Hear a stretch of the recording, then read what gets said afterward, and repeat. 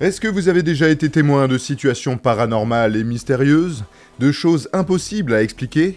Et non, je ne parle pas de l'élection de Trump, bien que ça coche toutes les cases, mais plutôt de cette sensation d'insecte invisible qui vous grimpe sur le dos quand vous tentez de vous endormir, de ces portes qui s'ouvrent seules alors qu'il n'y a personne chez vous, et pas un pet devant, ou encore de cette sensation humide et enrobante quand tu places une certaine partie de ton anatomie dans le trou du mur des toilettes. Vous savez, celle de l'aéroport Charles de Gaulle. Ouais, vous savez.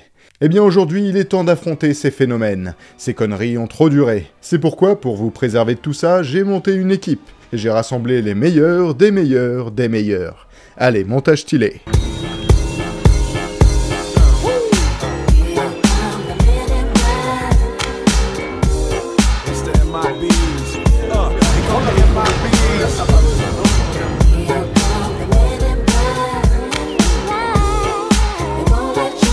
Mais je vous jure, le linge se lave et se plie tout seul. Et à chaque fois que je demande à ma femme si elle y pour quelque chose, elle me lance un regard noir.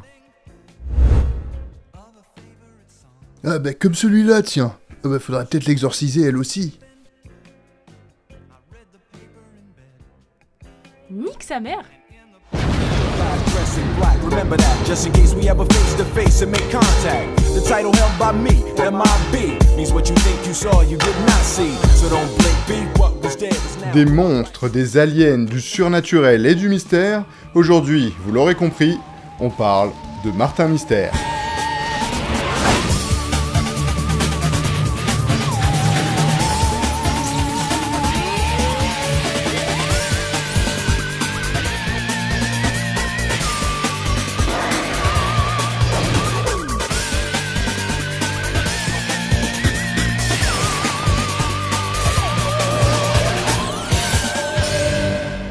Martin Mystère est une série d'animation franco-canadienne, mon asti. Elle est composée de 66 épisodes de 22 minutes, compilés en 3 saisons et diffusés sur Canal J et M6 à partir de 2003, et sur VRAC TV la même année pour nos amis québécois. Enfin, c'est quand même italien à la base.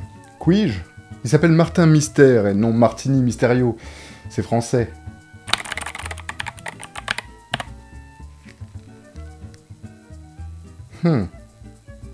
Je reviens.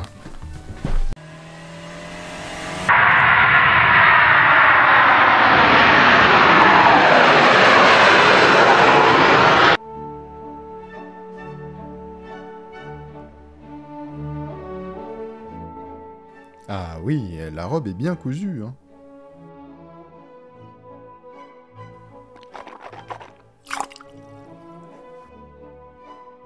Ah oui, il est délicieux. Bon. Alors comme ça, Martin Mystère est italien. Bah, puisque je te le dis, demande au serveur si tu me crois pas. Scusi, hombre. Si, Martin Mystère, il est vraiment italien? Martini Mysterio? Si, italiano. Eh, il te l'avait dit. Bordel. L'addition, s'il vous plaît. L'addition? Si, italiano. C'est pour lui. Bon, après avoir mené ma petite enquête, j'ai découvert que Martin Mystère était en effet bien italien. Bah en même temps, il n'y avait aucune surprise, hein, c'était marqué dans le générique depuis le début. Vous vous souvenez sûrement du synopsis dans les grandes lignes. Martin, jeune casse-cou, blond et dragueur mais pas bourreau des cœurs, et sa demi-sœur Diana Lombard, très studieuse et qui supporte difficilement son demi-frère. Ce qu'on peut comprendre, hein, on va pas se mentir.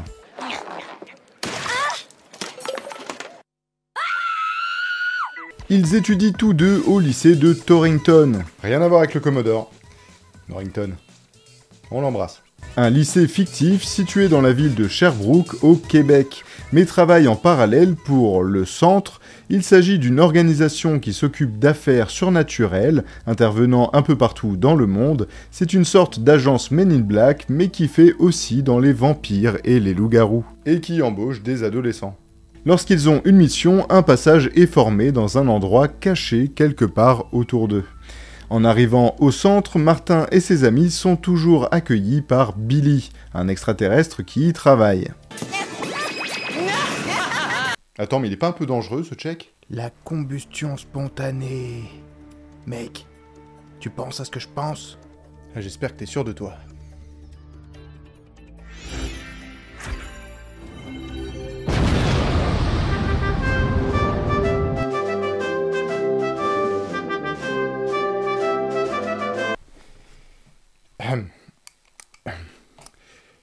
L'agence est dirigée par Mom, sans cesse occupé par son travail, qui leur fournit les détails de leur mission avant de les envoyer sur les lieux via un portail.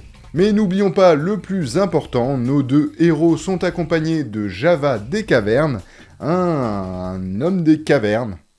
Eh oui, qu'ils ont rencontré en mission et qui a rejoint leur équipe, moment dont on sera témoin dans un épisode flashback. Pour rester proche de Diana et Martin et vivre un peu de façon autonome, il sera l'homme à tout faire du lycée. Mais vraiment à tout faire. Là, il fait la cantine, là, il fait le ménage, là, il fait le jardinier, là, il fait le con, et là, il fait... passons. Voilà pour le dessin animé Martin Mystère dans les grandes lignes. Mais concrètement, d'où qu'est-ce que ça vient, Martin Mystère ? Eh bah d'Italie, enculé. Pourquoi navires et avions disparaissent-ils dans le triangle des Bermudes ? Quel antique secret cache les pyramides de pierre enfouies dans les jungles du Mexique et du Guatemala ? Quelle est la mystérieuse créature qui hante les contreforts enneigés de l'Himalaya ? Un homme, un seul, peut répondre à toutes ces questions. Cet homme, c'est Martin Mystère. Ainsi était présenté pour la première fois Martin Mystère à ses spectateurs lors d'une foire de Bologne en 1981. Mais s'il a été présenté de cette façon pour la première fois, ce n'est pas à ce moment que son personnage est né. Pour cela, il nous faut remonter un peu plus en arrière. Voici Alan Quatermain. Certains d'entre vous le connaissent peut-être déjà. Il s'agit d'un héros de roman d'aventure apparu pour la première fois dans Les Mines du roi Salomon, sorti en 1885. Il a eu depuis lors de nombreuses adaptations cinématographiques, comme Alan Quatermain et la pierre des ancêtres, où il est interprété par Patrick Swayze, ou dans La Ligue des Gentlemen Extraordinaires, où il est joué par Sean Connery. Et ouais, la classe. Mais outre cela, c'est aussi lui qui a inspiré à Spielberg son Indiana Jones, qui le détrônera sans peine dans le classement des aventuriers les plus célèbres. Ok, Alan Quatermain, Indiana Jones, t'es bien gentil mon cher Matisse, mais qu'est-ce que ça a à voir avec Martin Mystère ? Et la réponse, c'est ça. C'est ton rep ? Non, c'est Alfredo Castelli. Bah je sais pas, il y a un truc avec les cheveux quand même. En 1977, une émission italienne appelée Super Gulp s'adresse aux fans de bande dessinée. C'est plus ou moins des planches légèrement animées sur lesquelles des acteurs font les voix des protagonistes. Un an plus tard en est une revue pour laquelle plusieurs auteurs vont créer leurs personnages, et Alfredo Castelli, ayant déjà décidé de créer son propre Alan Quatermain, le fera paraître dans ses revues. Et il s'éclate à raconter les aventures de son personnage. C'est un super aventurier qui vit plein de trucs, et il a une fiancée du nom de Béatrice et un allié, homme des cavernes, qui s'appelle Java. Vous voyez où je veux en venir ? Malheureusement pour lui, en 1980, la publication des revues de Super Gulp cesse. Mais Alfredo, il n'a pas du tout envie d'abandonner son personnage, et pour continuer de l'exploiter ailleurs, il va tout simplement le renommer. Alan Quatermain devient donc Martin Mystère, et sa fiancée Béatrice devient Diana Lombard. Attends, quoi ? Tu veux dire que sa demi-sœur, c'est ça... Et Java des cavernes reste Java des cavernes. On ne change pas ce qui est déjà parfait. Martin Mystère trouve donc un éditeur en 1982 chez Bonelli et voit ses premières aventures sortir en bande dessinée, série qui comptera plus d'une vingtaine de tomes. Une bien belle aventure déjà, n'est-ce pas ? Mais passons au dessin animé, puisqu'on est là pour ça. Vous l'aurez compris, les aventures de ce Martin Mystère ont tapé dans l'œil d'un studio d'animation, Marathon Media. Et Marathon Media, c'est des bons, on leur doit déjà Totally Spies et Marsupilami, entre autres. C'est pas des petits joueurs, les gars, ils sont donc arrivés avec un pilote. On dit, ils ont pris l'avion. Ta gueule. Si jamais vous ne savez pas ce que c'est, il s'agit d'une sorte de premier épisode ou d'extrait faisant office d'exemple de ce que pourrait être une série. Et ben, il y a plein de choses qu'on peut remarquer. Diana est blonde, Martin s'habille normalement, Billy est un extraterrestre geek et tout petit qui sert de carburant à voiture volante, ils ont une voiture volante, le père de Diana semble être le directeur de l'école, mais surtout, Java des cavernes n'a pas changé. On ne change pas ce qui est déjà parfait.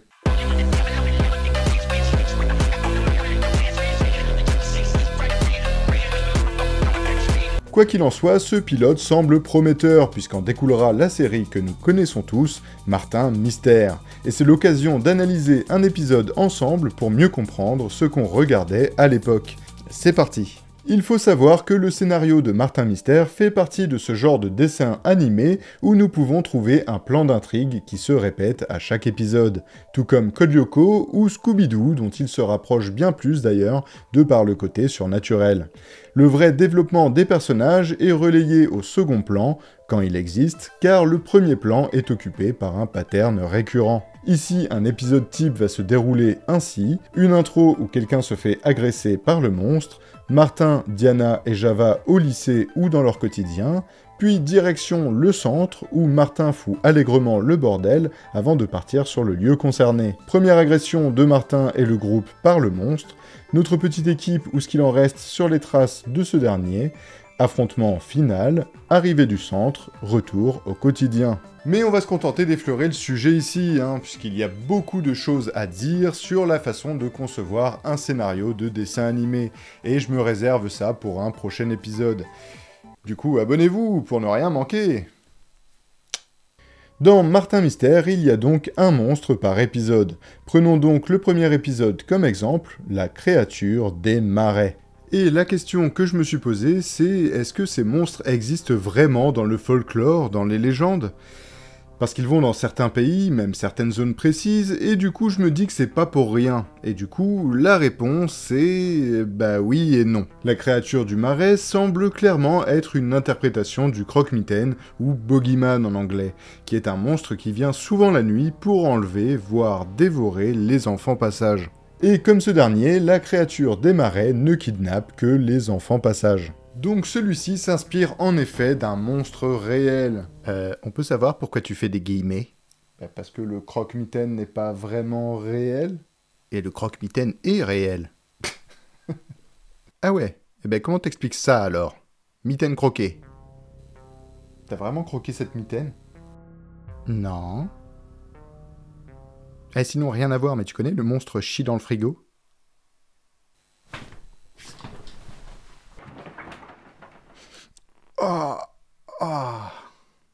D'ailleurs, comme il kidnappe les enfants passage, Martin a une brillante idée pour attirer le monstre.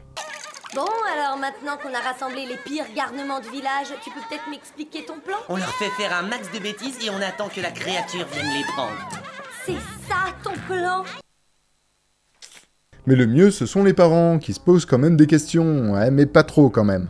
C'est une enquête délicate, est-ce que vous ne manquez pas un peu d'expérience ? Ayez confiance, il ne peut rien arriver. Java et moi sommes ici pour protéger vos enfants. Bon, d'accord. Nous attendrons à l'extérieur. Bonne chance. Mais enfin, chérie, ça m'a l'air tout à fait raisonnable, ils ont un homme des cavernes. Les enfants commencent donc à faire des bêtises. And his name is John C.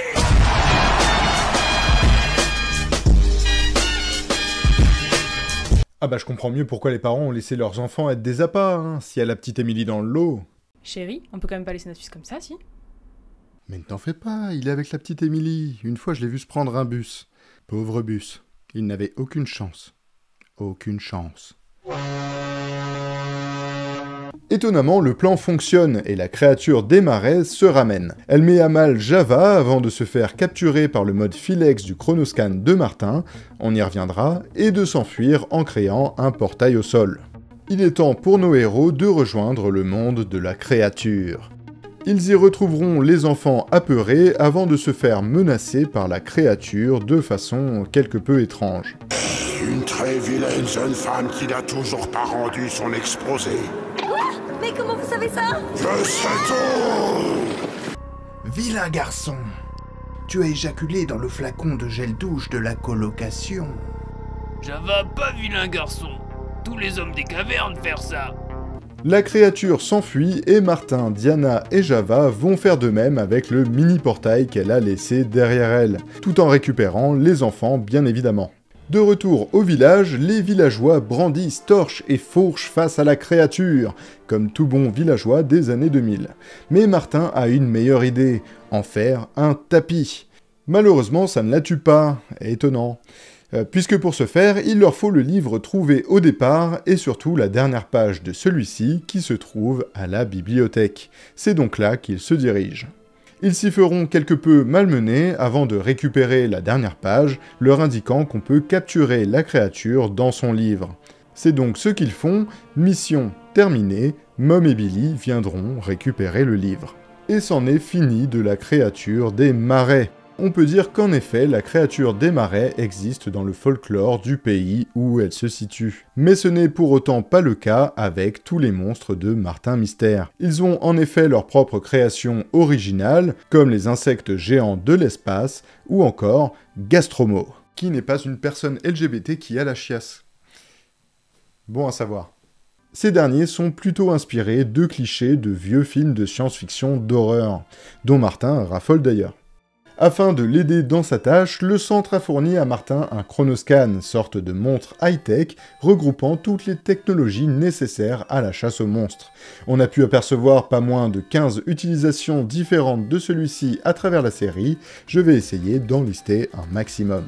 Commençons avec le légendaire Légendex, peut-être la fonction la plus utilisée par Martin, sorte de Wikipédia du surnaturel, utilisant les données collectées par le centre. Il apparaît sous forme d'écran holographique que lira Martin, renseignant notre petite équipe sur l'histoire ou la légende d'un monstre. C'est souvent de là que viendra la meilleure piste que nous aurons.